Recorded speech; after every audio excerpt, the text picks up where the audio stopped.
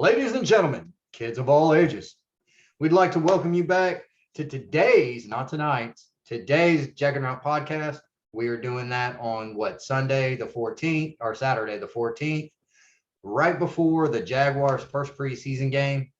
We're going to talk about the game just a little bit, go over some of the finer details. We want to cover some of the stuff that has come out in camp, things that we have read and seen, and just sort of go over that in preparation for tonight's game. We figured it'd be a good time because as soon as the game's done, we're going to have some content. So we'll be able to put out another one of these. As always, hit the subscribe, like button if you want to. If you don't, we don't care. So with me today, as always, is my brother Franklin. Well, it makes us look better, but I don't care. I mean, as long as people tune in and like what they hear, then I'm okay with it. I understand that these podcasts are a little bit long, and apparently most people really like less than 15 minutes or even less than 30 minutes.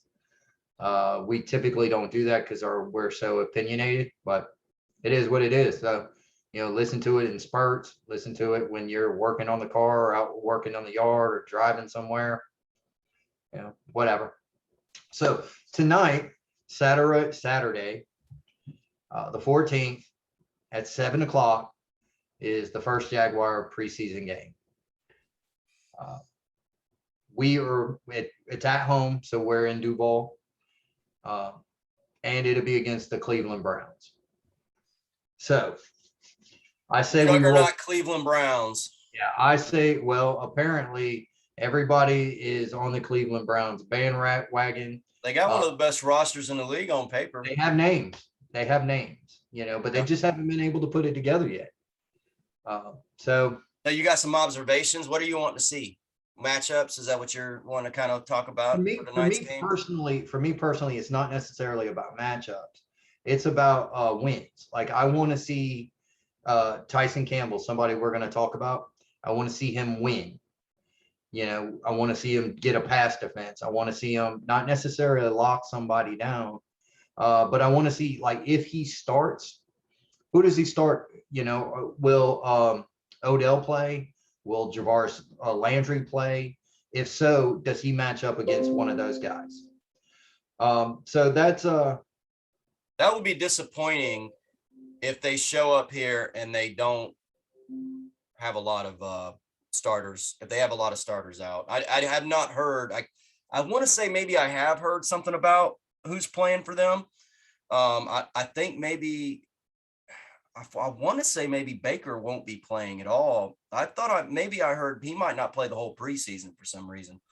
And he may not. A lot of teams do that. If you already know that your starter's set in stone and he's a veteran, they may not start him, and that's fine because they know what they're going to get.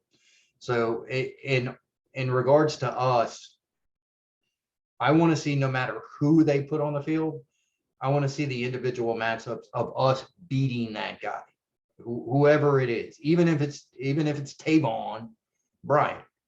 If he's on the field, I want to see him. He's not playing tonight. Good. That means we got a chance.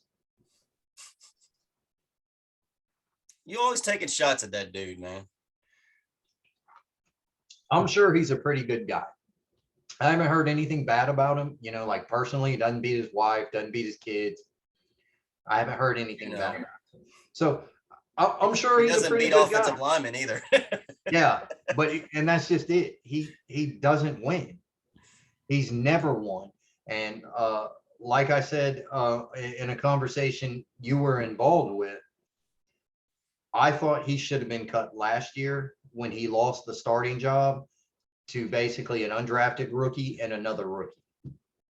That told me, you're 3 years in. That told me all I needed to know about the guy. I rail on him because I don't think he should be here. I would much rather give his spot to Tebow, and you guys know I'm not a Tebow fan. So without further ado, I'm going to get into Trevor Lawrence. I'm going to go over just a little bit of what was said this week, what people have apparently people have their panties in a wad simply because a starter hasn't been named, and it's not Trevor Lawrence being named the starter. So now they're trying to come up with all these storylines saying, well, maybe Trevor Lawrence isn't the dude. I don't think that at all. There's no reason to name a starter. You don't have to. Um, I don't really see the reason for it. I think Gardner Minshew and Trevor Lawrence will play um, some portions of this game, some portions with whatever the Jags put out there as their starting lineup. We may not put out all of our starters to start, but both of them will see action tonight. And I'm fine with that. I don't care about the order. It's preseason. It means nothing. I think it's a good point to talk about, to discuss training camp in the aspect of how the quarterbacks have looked thus far, because it's germane to this point. It has come up amongst our our friend conversations and stuff, and then also that's obviously what people are talking about as well. The QBs.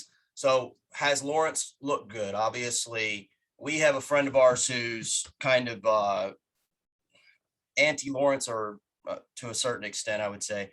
And I think the key thing to understand, if anybody isn't paying attention or doesn't know about what's going on, is that both Minshew and Lawrence have distanced themselves from the other quarterbacks. So the Jags went out and got CJ Beathard. The story basically in regards to that is that he does not look like he should be on the team. I'm not saying he's bad. I'm saying that Minshew has looked much better than Beathard. And that's just a fact. And Luton isn't sort of really in the conversation, other than the fact that he tends to have a strong arm, for whatever that's worth. That being said, as good as Minshew has looked, Trevor Lawrence is even better than Minshew. So to me, the way that training camp has sort of, the complexion of the quarterback competition of training camp is a win-win situation for us, in that the guy that everybody pegged as a generational talent comes in,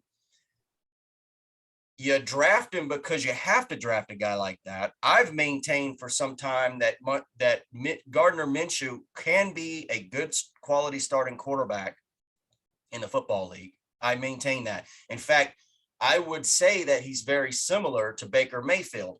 Is he on the same level as Baker Mayfield? I don't know. I'm not, no, because he hasn't performed up to that level. But if you think about Baker Mayfield had a really great rookie season. Gardner Minshew had a really great rookie season. Baker Mayfield had a really bad sophomore season. Gardner Minshew has had a really bad sophomore season, and now he's likely lost the job. Well, he will lose the job to Trevor Lawrence. I don't think that's a bad thing. It's the most important position in sports, and you have two really good guys. One who looks to be a generational quarterback. So this guy has come in, Trevor Lawrence. He has distanced himself from Gardner, who has distanced himself from everybody else. So the complexion of the quarterback position is such that we have our starter, we have our backup, and we don't have to worry about it. Now that gets us to this question: why are they delaying on who's the starter, saying who's the starter, announcing who's the starter? Why is there some mystery to it? Why are they choosing to go that route? And is it going to be the end of the world if Minshew starts tonight over Lawrence? How do you feel if they decide that Minshew is going to be the one that starts the first preseason game? To me, it makes no never mind. Again, it's much to do about nothing. From what I'm hearing and what I'm reading about camp, is Trevor Lawrence has in fact distanced himself and has had really good practices for the last week, 2 weeks. You know, it's like every practice he's getting better and better, and we're hearing about it. Sometimes he rolls with the ones, sometimes he rolls with the twos. It is the same thing with Gardner Minshew. When they come out with stats, which isn't a lot, and you look at the stats, Trevor Lawrence is ahead. I have, even if Minshew starts tonight, I have no problem declaring that when we step on the field against the Texans, it will be Trevor Lawrence starting that game. It will not be Minshew. I like Minshew. I like his character. He seems like a good dude. I would love to have a beer with him. But he's not Trevor Lawrence. His arm isn't what Trevor Lawrence has, and it's shown. It's shown to probably everybody that's been out to camp. It's shown in highlights. Um, and I think the coaches know that. I just don't think I think it's a motivational tool that Urban Meyer's using to try to get Lawrence more engaged or stay engaged. And that's all I think it is. And I think the media is so enamored with trying to write their own narrative, that they think it's a competition and it's a controversy. And oh my God, Trevor Lawrence isn't the guy. I think you're wrong. I think you're stupid. You shouldn't have to be making that stuff up. Just go with what you see, what you hear. Yeah, So, yeah. I was amused by the radio people this week, because they're talking about, I actually heard one of them say, if Gardner Minshew starts the first preseason game, the whole coaching staff needs to be fired. Like, I literally heard somebody whose job it is to be a professional sports commentator, football commentator, say that. And I'm thinking, it's a bad take. Okay. But you have to have some sort of really high view of your opinion to make a statement of that nature to me. And I don't have as high an opinion of my, idea about how football's supposed to be run in order to go, they need to be thrown out, because it's so crazy of an opinion. And I don't know why it's an emotional situation, but I agree with you. I think this is a completely great thing. In my opinion, I think first of all, it's a story that the media's got to cover. So the media gets a story, and hey, the local media gets a story. The national media jumps on it as a controversial thing. Who cares? The media is going to find something. Just feed them nonsense. It's there, just give it to them. It's fine. No big deal. The Jags get coverage. Coverage is coverage. It's free. It's press. The team gets covered. So win-win. Like you said, Lawrence is going to win the job. We're seeing it in camp.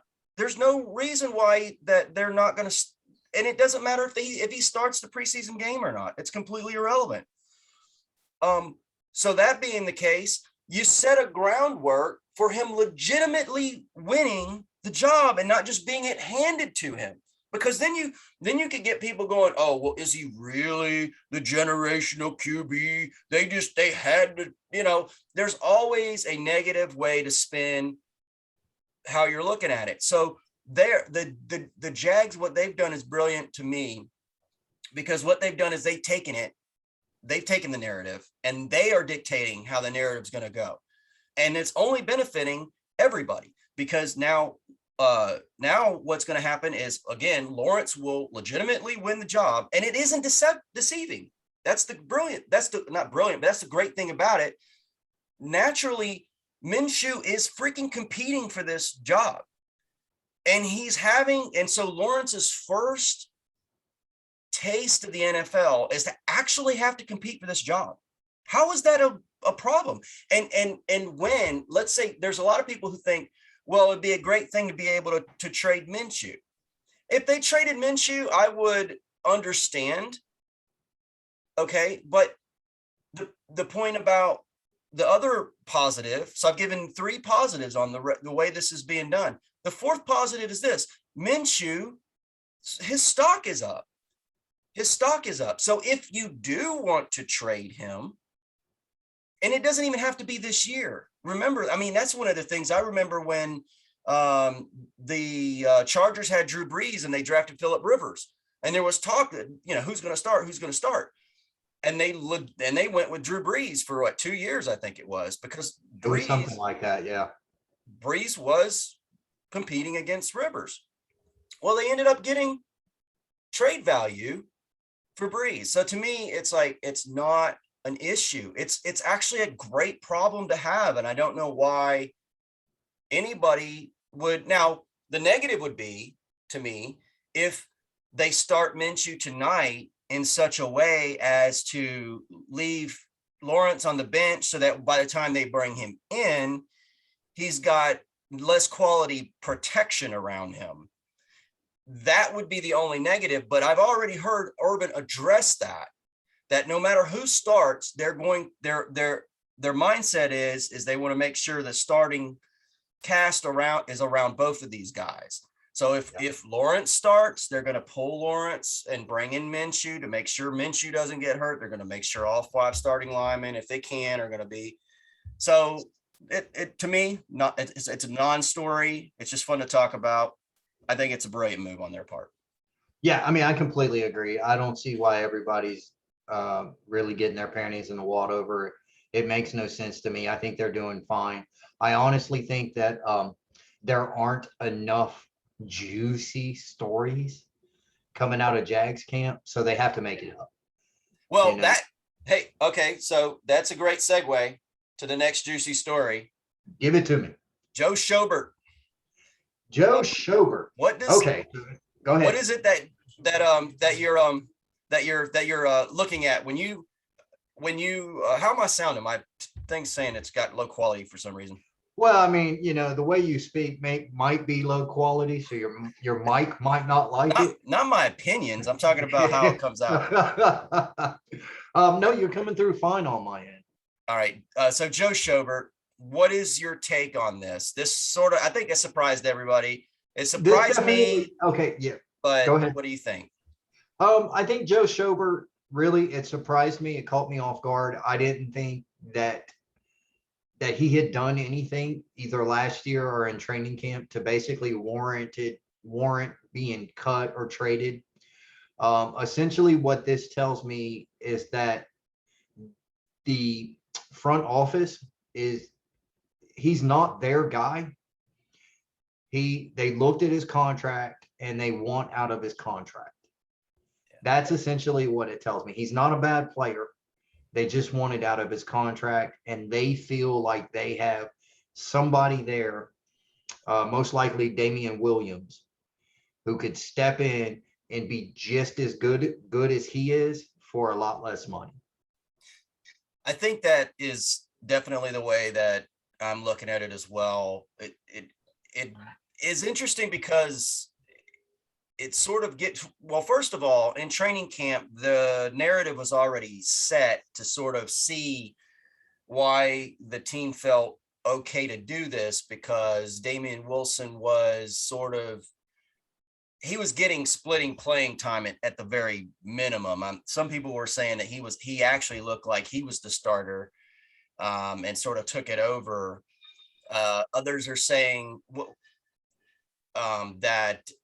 So it goes to one of the things that I noticed was in them discussing the differences between Wilson and Schobert was Wilson seemed to be the much more physical player to Schobert.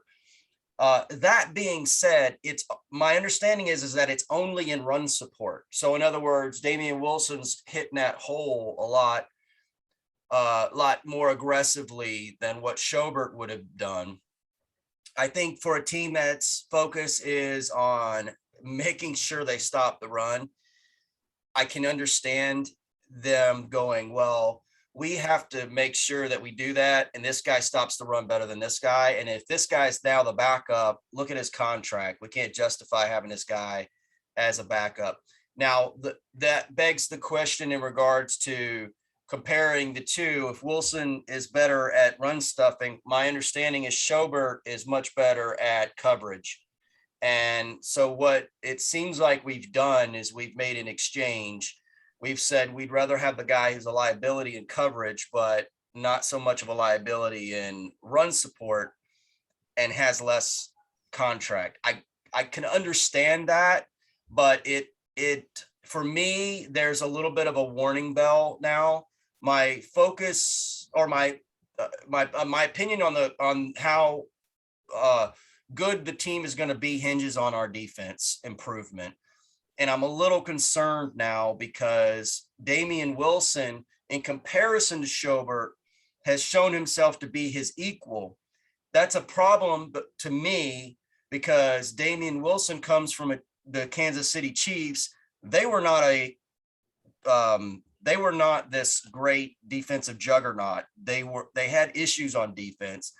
The fact that we've got a guy from a team who wasn't great on defense come in and be the catalyst for the reasoning to get rid of Schobert, I don't know. I don't know if that is an omen of anything.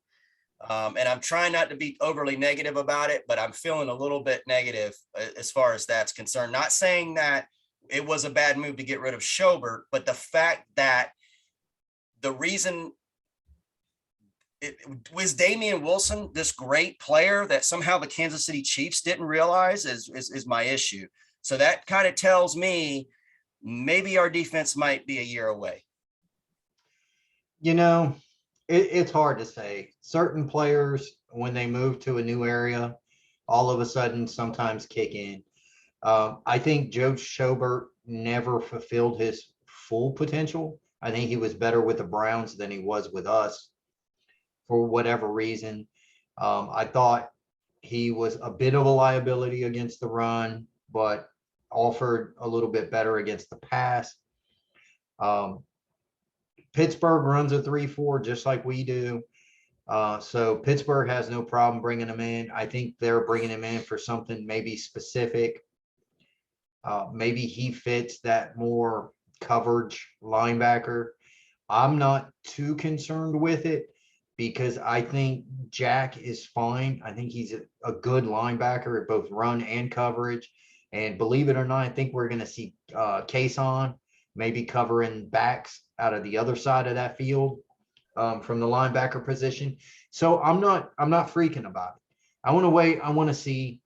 I get what you're saying. Most of the time, if you're that good, teams don't let you go. Yeah. Okay. So let's talk about Chason then. What are your thoughts on him?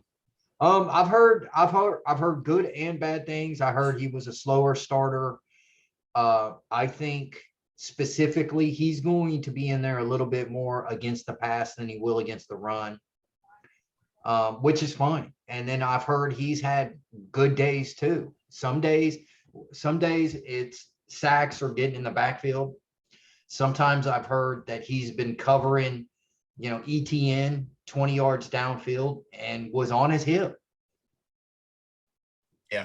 It could be a combination of things. I mean, if you use Jack, you got one side of the field covered or potentially a linebacker or a tight end.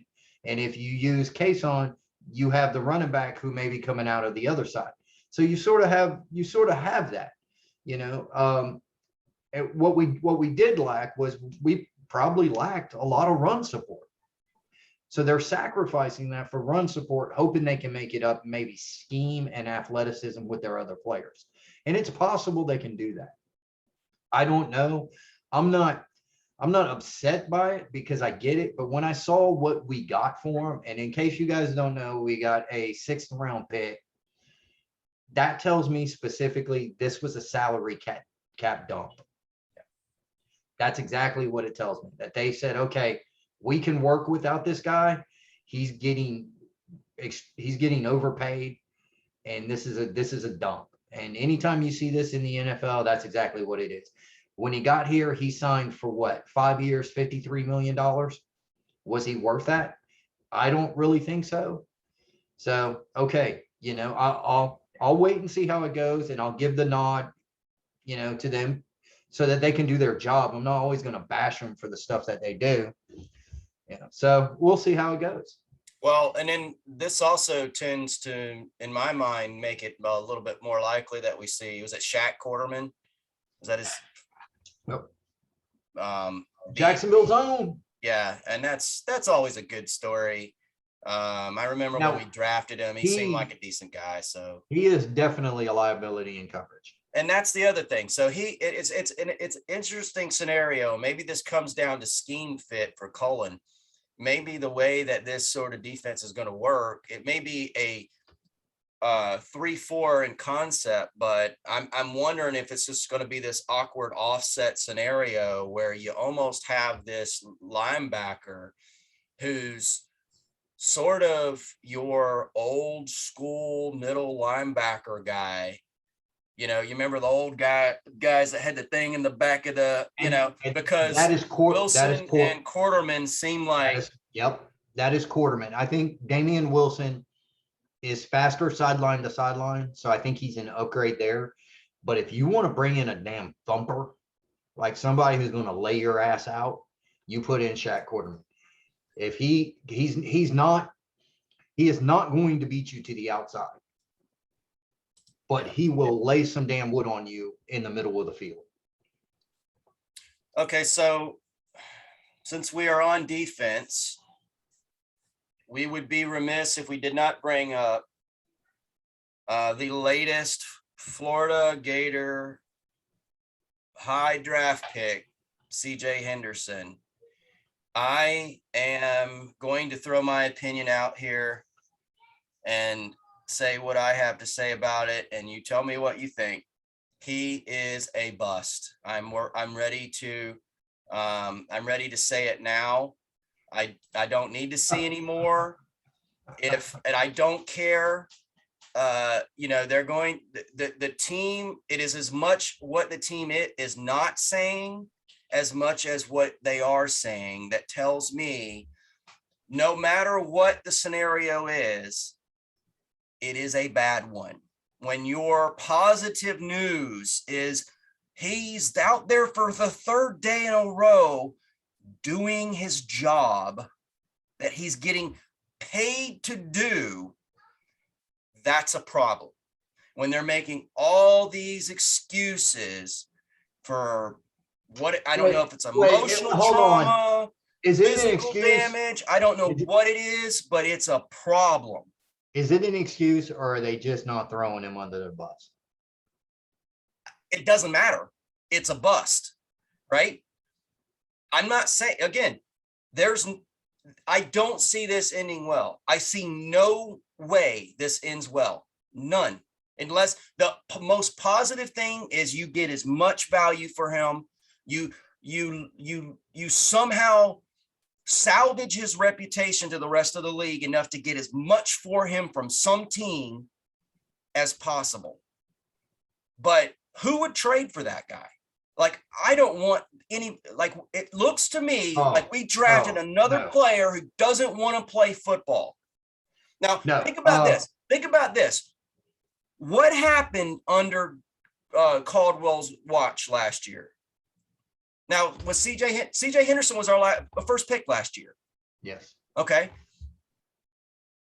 He appears to have drafted a guy with his first pick who doesn't want to play football, apparently, or can't find the inner whatever to play football. And every single free agent prospect that he brought in last year is now gone with Joe Schobert. I mean, could there not be a bigger exclamation point on how horrid Dave Caldwell was as a GM? Now, I know some of it has to do with the new regime coming in, making, we don't want, he's not our guy, but still, right. It's like, my gosh, you get paid to do a job. Could you find anybody? I mean, this is the guy that was supposed to replace Jalen Ramsey. All right. So let me stop you there, because you were going off on a tangent. You were pulling a Taven Bryant that I do for CJ Henderson. He's now my Taven Bryant. He's on my list. He's okay, and that's fine. I got mine. You got yours.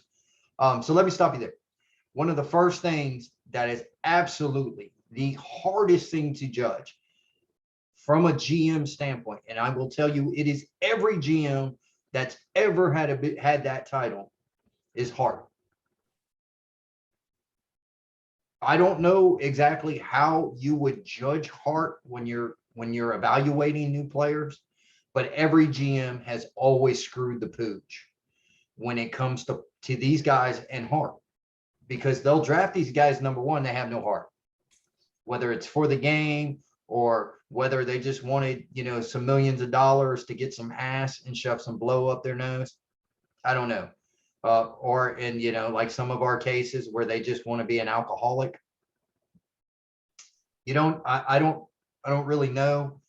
So I don't necessarily count that toward Caldwell. I understand he drafted him. And at some point, talking to somebody should have said, like, this guy kind of loafs, or this guy, he's not really self-motivated to be this person.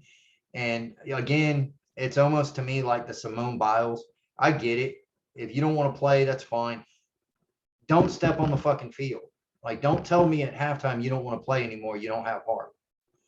Like CJ, if you had some huevos and you truly don't want to play, you should have told Urban Meyer the minute he came in here. Be like, look, dude, I don't want to play football. I'm not a football player. Whatever. I can respect that. I can respect that.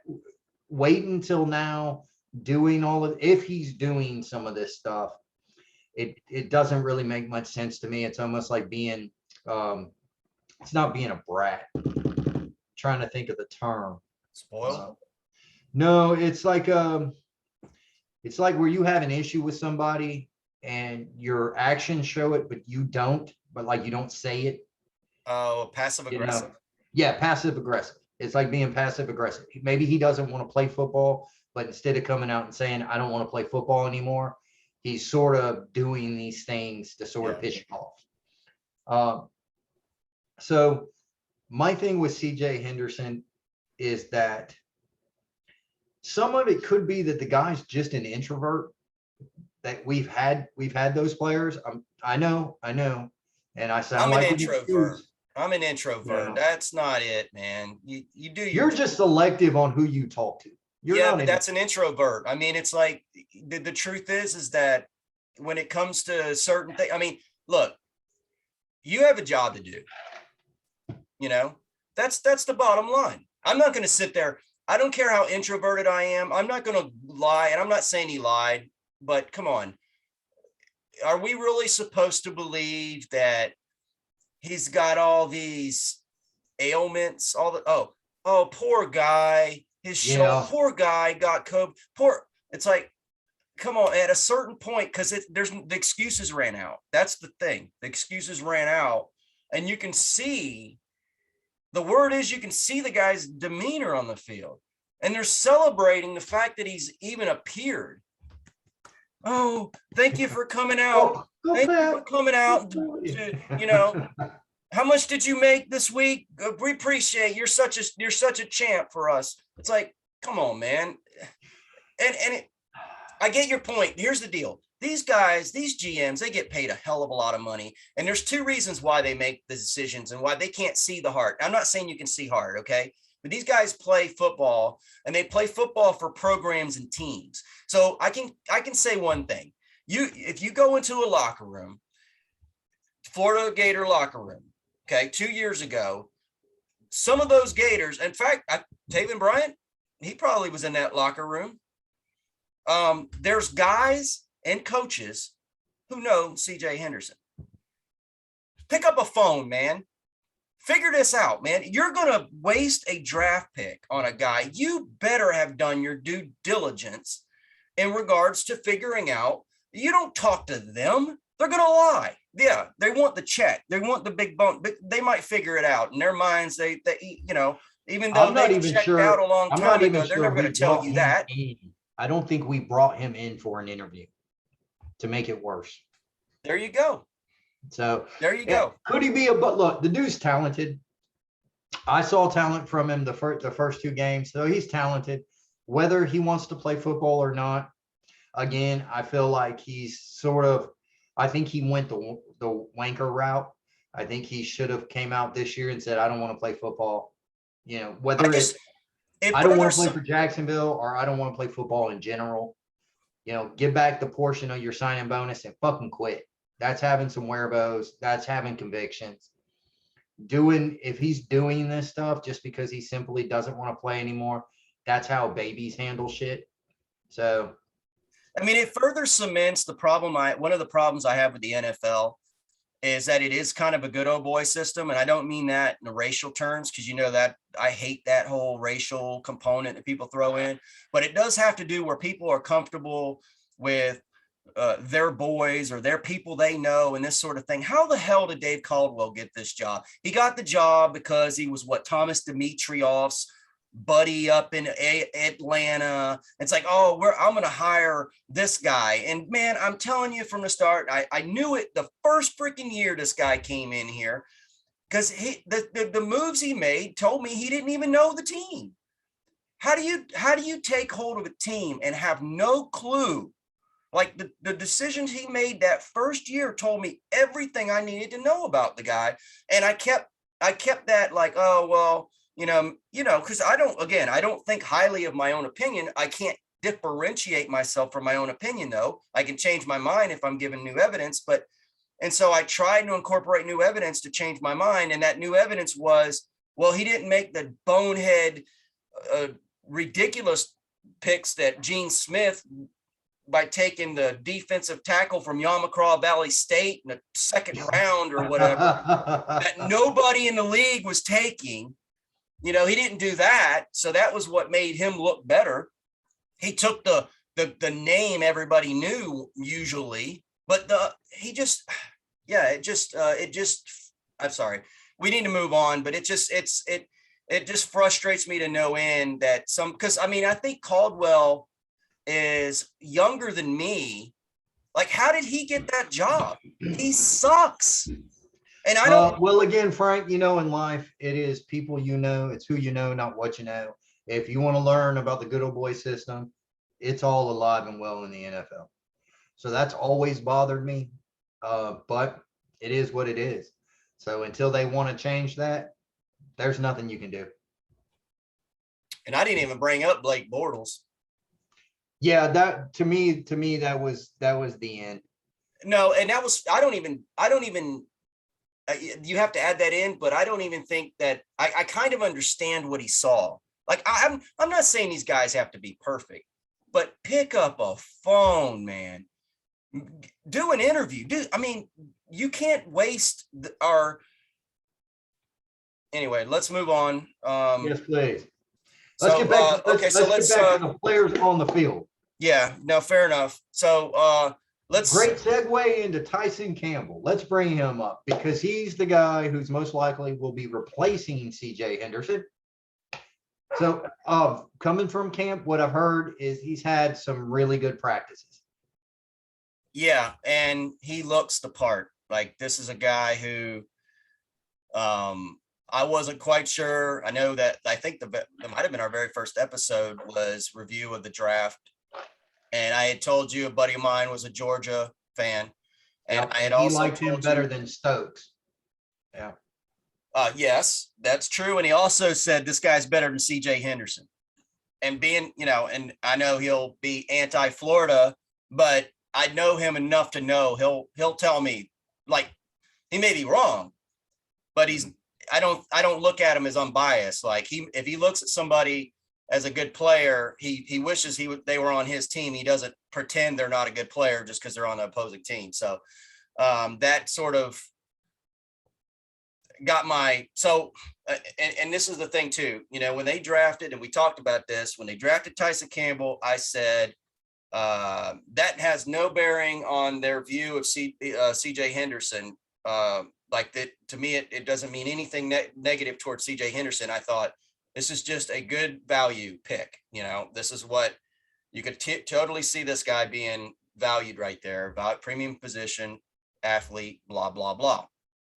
So now you have to change that though a little bit, because now obviously they knew something about CJ Henderson at the time when they drafted Tyson Campbell that we didn't know. So in my mind, that sort of devalues Campbell's pick a little bit, possibly, because it wasn't, you could say it was a bit of a need. In their mind, they may have needed a corner, but it does appear that he looks the part, which is good. Well, I mean, I don't know. Cornerback was a bit iffy for me this year coming out of college. I don't think there were overall guys who I'm like, oh man, that dude's gonna do it. So I think it could be value, need met, ability.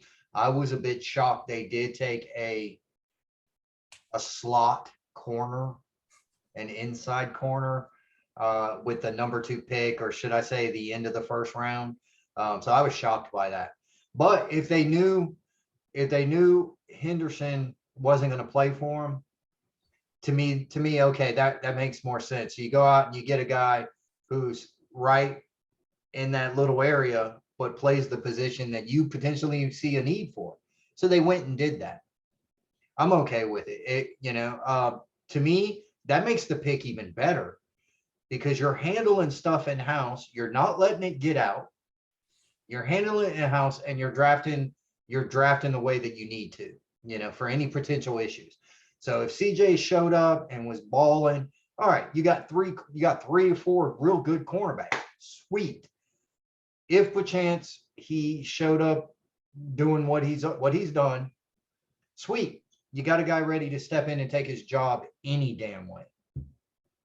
So hat off to Balky and Meyer for that. And to that point, let me just say this, because I got a question about something there. Slot corner. I questioned it at the time when they drafted him and they started calling him a slot corner. Mm-hmm. You look at the guy, he's not built like a slot he's corner. Not built, yeah. You're right. He's a track length. He's an outside corner. I mean, this is a guy you put on the outside. You do not put unless you just have the most amazing cornerback stable. This guy's not your slot, I don't think. And so no, I agree. I think his body style and his play type are more indicative of what we commonly see on the outsides. So that being the case, when they say and come right out and tell you slot corner, are they sort of going, please don't get mad, CJ? He's not here to replace you. He's going to be your buddy. He's going to play the other guy's position. And then they go to Trey Herndon and they go, hey, Trey, this guy's probably going to have to replace CJ. We're just saying slot right now because CJ's such a fragile person and we can't really, is there anything like that going on? Because you don't have to say slot's the point. Secondary guy. Yeah, so sort of. I agree with you, sort of. I think they said slot guy as not to throw CJ Henderson under the bus. And here's why that would happen. You brought in Shaquille Griffin. Mm-hmm. He's starting. He's starting, right? Mm-hmm. Then you go and you draft another starting caliber cornerback. Who's the guy? CJ Henderson. So to keep it copacetic, they simply said slot corner. Now, did a conversation come up between Urban and Herndon where he said, look, we like you at the slot. You're going to be the slot guy. We brought him in just in case. That may have transpired. The thing is I think teams do this shit all the time because NFL players are divas. They are. I mean, they might as well have their Gucci purses. They might as well, walk around with some sugar in the tank, switch, they might as well do it all because they are not very stoic, where people can say something bad or the team can say, no, we're bringing this guy in to take this guy's job and then show up to fight it out. They call themselves gladiators and they are physically, but emotionally, they're much like Little Women, and there's probably, no offense to Little Women, because that probably offended some of them, because there's probably some that are a lot much more mentally tough than these NFL guys because they're not mentally tough. Well, they've been coddled a lot their life, their whole lives. As soon as they showed up running, 44.42, boom, So plus everybody's rushing to be the victim nowadays. So if you're the victim, you're some sort of champion. You get a medal, whether you did anything or not. Simone Yeah. Biles, she's now a gold medal champion victim as well as she got the Yeah, consolation. well, like I said, I don't have a problem with her. I don't have a problem with her withdrawing or saying that she didn't have it in her head. I get that because I think that stuff happens. What I have a problem with is she should have said that before the competition started. That's my only issue. That's the issue I have. Yeah. Like, don't go in and start it and then quit. Don't start and quit. Well, you quit on your team. That's the thing too. Yes. So So if she would have came to her coach before the thing and said, look, sub me out with somebody else so that you can get their points because I don't think I have it, then I would have been cool with it. And not to get political, but she represents our country nowadays, as far as I'm concerned. She's the perfect representative of what we are right now, which is a joke. I wouldn't really put her in that category. Like I said, I think the timing could have been better. That's about it. I have no problems with what else she did. So just do it before the thing took off. That's it. Because she ended up hurt. Let's talk about some players who are balling out, as far as I'm concerned, or who, as far as I've heard, I should say. Walker Little looks. I mean, people just can't stop talking about the guy. He, which this could be a test, depending on when they put him in.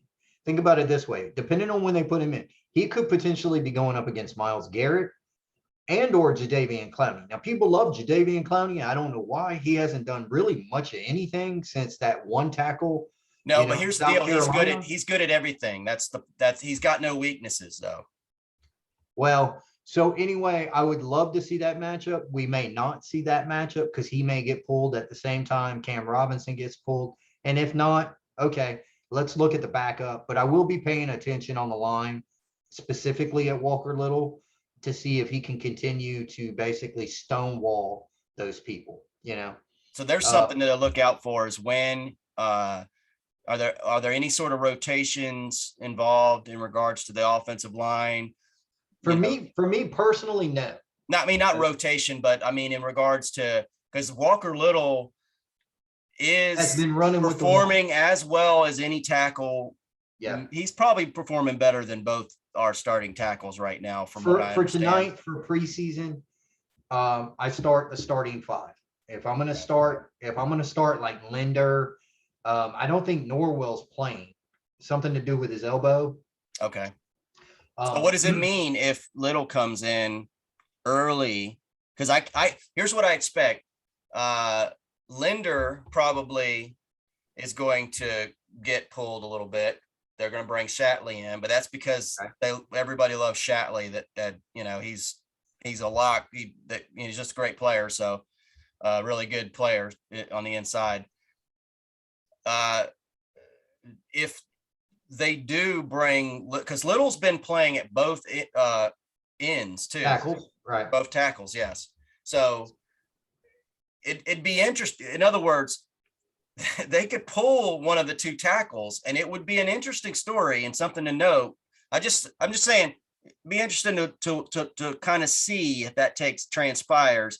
That may give you some sort of clue that, hey, and I agree. I don't expect Little to start by any means, but and you remember I talked about Little when they drafted him as he's just going to be the guy sitting in the bench the whole year, and we're going to be talking potential blah blah blah. But now it's done moved past that. Well, now remember like I said, when I went through and I was talking about Bulky and how he has a tendency to draft hurt players because he can get them at a better value. Sometimes it works out as they get over their injuries. Sometimes it does not. Another thing I think we had mentioned in a previous podcast was typically, I do believe it takes 2 years to come back from like a torn ACL. Walker Little came out of high school as like the #1 recruit, went to Stanford, tore it up his freshman year. Then he tore up his knee several games in, rehabilitated, was coming back for COVID. The school shut down for COVID, so he didn't play. He has a pedigree to be an elite offensive tackle. So if they mix him in, I'm fine with that. I don't have an issue. I don't think he starts yet. I don't think he actually starts this year. But but I think they looked at his ability and said, well, he might be better than both of our tackles. Do you think we can try and get him over here? That way, if you have an injury at one of those guys, you can quickly bring him in, and you might even gain some stability. Right. So I don't have an issue with that. But No, when he does, no, it's no issue. It's just something when he to does look come out into the for. game, I'll definitely be watching him.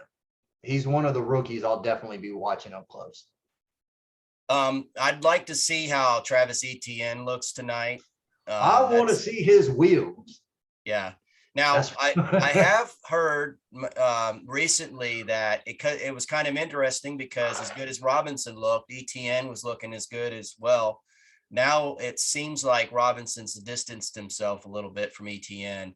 In other words, Robinson, I mean, he has picked up exactly where he left off, and he looks amazing. Whereas Etienne has had a little bit of I guess he's had the drop season practice the past couple of days, from what I understand. So it'll be interesting to see if they tip their hand in regards to how they're going to use these guys. They probably don't in that respect. It'd probably be just one back at a time. I'm curious whether they'll at any point in the season we're going to see some sort of package with both of these guys on the field at the same time. I would. I mean, if I'm an offensive coordinator, I definitely would. I mean, I have potentially who maybe could have been outside of quarterbacks the rookie of the year.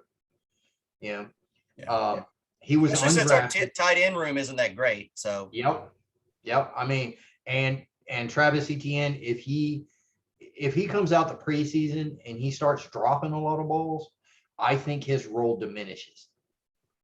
Yeah, if I he can comes see out and he drops in practice, but in the preseason games he makes those catches. Yeah. I think he's third down back, and I think we'll see certain packages where Robinson is the running back and Etienne is split out wide somehow. Whether he's a decoy, whether they intend to get the ball to him, I don't know. But I would, you know, we've always said we want a team that puts the best players on the field at the same time. Remember, we used to talk about Maurice Jones-Drew and Fred Taylor. Why aren't both of them out there? Yeah, sometimes just, to me, there was just times where they should have both been out there. Yeah, and who cares who you give the ball to? Either one of them would have worked. So I feel very much the same way with these two. Yeah, I think ETN has, if you can get him in space, scheme him into space, and get him the ball, I think it's big play. Robinson, I don't see a reason why you would put ETN in unless you're spelling him for some kind of reason, giving him a break. So you're looking at ETN, so it's like gadget guy, not really. He is a gadget guy / sort of third down back. It makes you wonder, is with the drafting of Travis Etienne, you know, because we kind of thought, well, when are they going to draft a tight end? And they drafted Luke Farrell, but not the playmaking tight end you felt like the team really needed.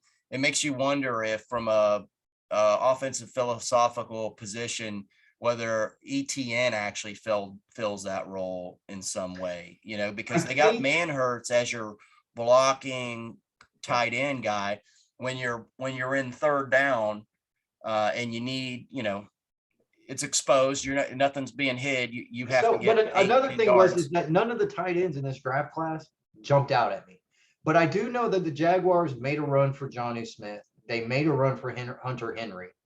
They just got outbidded on both of those guys. So we know it was a position they wanted to upgrade. We just don't know how they felt about the prospects coming out. Right. And it could be, if I'm not mistaken, I think there are 3 or 4 or 5 potential good prospects coming out this coming year.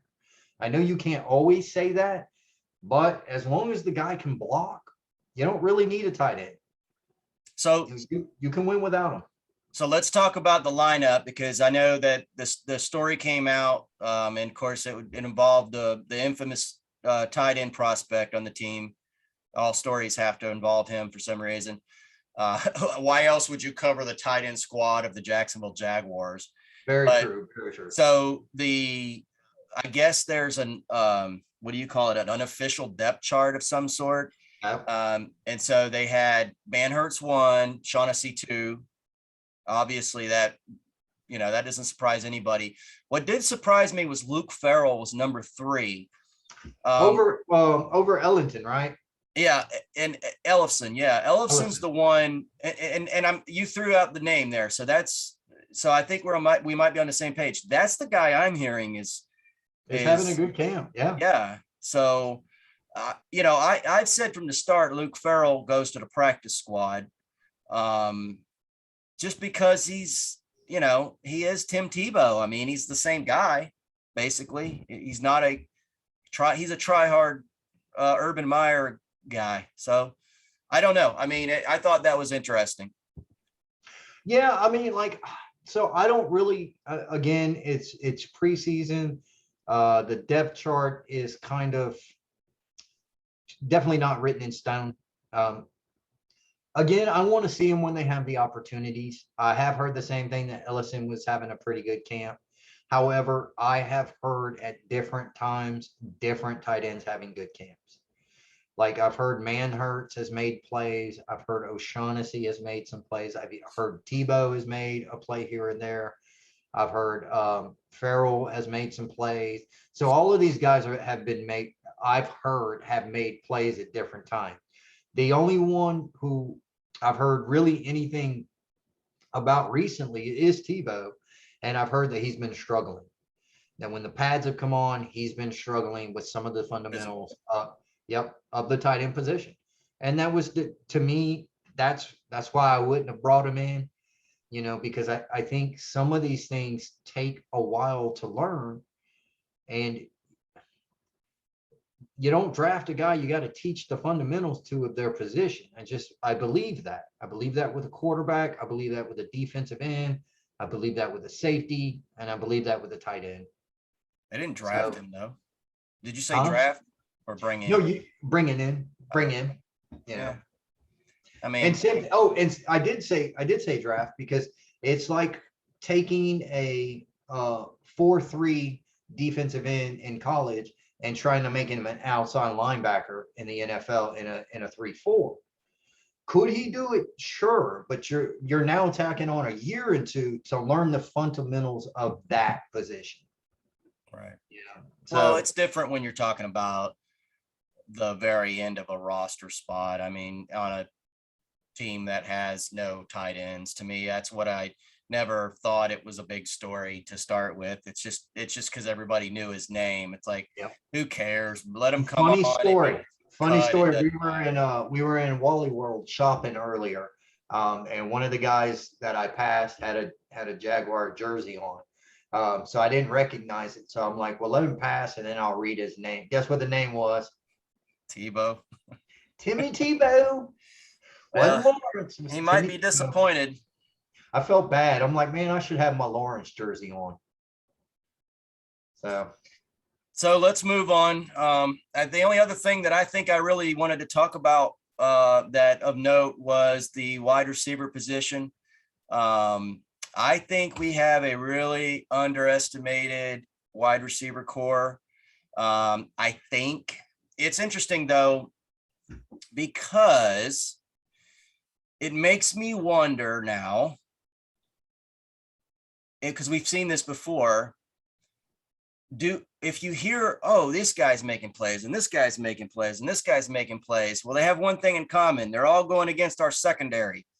So do we have a really good wide receiver core, or do we have a really bad secondary? I think part and parcel, it's a little bit of both, and we'll find out when we start facing these other teams. So the one guy I will tell you that I do believe is decent outside of the top 3. The top 3 have already done it in the NFL. We don't have to worry about them. Would be Colin Johnson. He's also done it in the NFL. He came in and played stints last year and looked good. I thought he earned more play time, but that's just me. I was never really high on Chris Conley. Oh, Chris Conley. Yeah, when he came in, I completely wrote him off after he dropped that third down in the Miami game, because I thought that turned the momentum. So at that point, I was done with him. And I thought Colin Johnson played his play, the small amount of play deserved for him to have more play. And I haven't heard anything this camp for me to say otherwise. Laquan Treadwell, that's the guy who I'm like, but it's the same. Like he's had chances in the NFL. So why didn't he just work out? Like, why didn't he work out in Minnesota? Why didn't he work out anywhere else? You know? Yeah. And that is really what has got me thinking, maybe because I've made the comment and I started it off and then I backed out of it basically by saying that our wide receiver core is underestimated, might be really good. But the problem is that when you're talking about exactly what you said, Laquan Treadwell, he didn't look good in any other camp. All of a sudden, he looks like the first round draft pick that they drafted. So it's like, wait, why does he look good? And they were talking about what's it, Phillips? I forget his first name. The Miami Dorsett. Philip Dorsett. Yeah. Philip Dorsett. He was looking good before. I guess he got injured or something. So, but he was looking good. And then Pharaoh Cooper has had his moments. So both of them though were number one picks. You know, they were both first rounders. Yeah, I don't know. I can't tell you why Philip Dorsett didn't work out, because he was pretty damn badass. Who drafted him? The Colts. They drafted him in the end of the first round, you know, and he was pretty badass at the U. Like, he's the one that took over, I believe, for Hearns, you know, and I liked him. I thought he would be a really good receiver in the NFL, and it just hasn't panned out.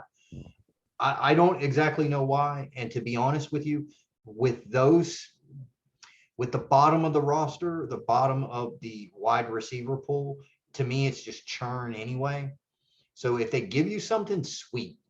If they don't, doesn't make no never mind to me. And I think we've gone long enough in the show, so we probably need to wrap it up. And here's one last observation, I think, for the game tonight. We need to watch and see how these wide receivers do against other teams, yeah. Because I'm a little concerned now because of that fact. I mean, do we just luck out and, you know, Treadwell and Dorsett all of a sudden have figured out the NFL at the same time in our camp? Or is it because our corners and safeties aren't up to snuff and they're allowing guys who looked bad and against other competition look good? That's what I'm a little concerned about. Yeah, and I would say it's probably a little of both, honestly. But that being said, we also have to keep in mind too, and when we know this is the case, I don't care how good a corner or safety is, if the receiver and the quarterback execute, you just can't stop it sometimes. It's just, and so we know it was Trevor Lawrence throwing those guys the ball. He was throwing them open. Well, nothing our secondary could do. And we started the program by talking about how good the quarterbacks have been playing. So, and it doesn't matter whether it's Lawrence or Minshew, but now they're throwing different kind of passes. Lawrence is wowing people with his arm, and Minshew's doing it a little bit more, you know, sneaky veteran style type stuff.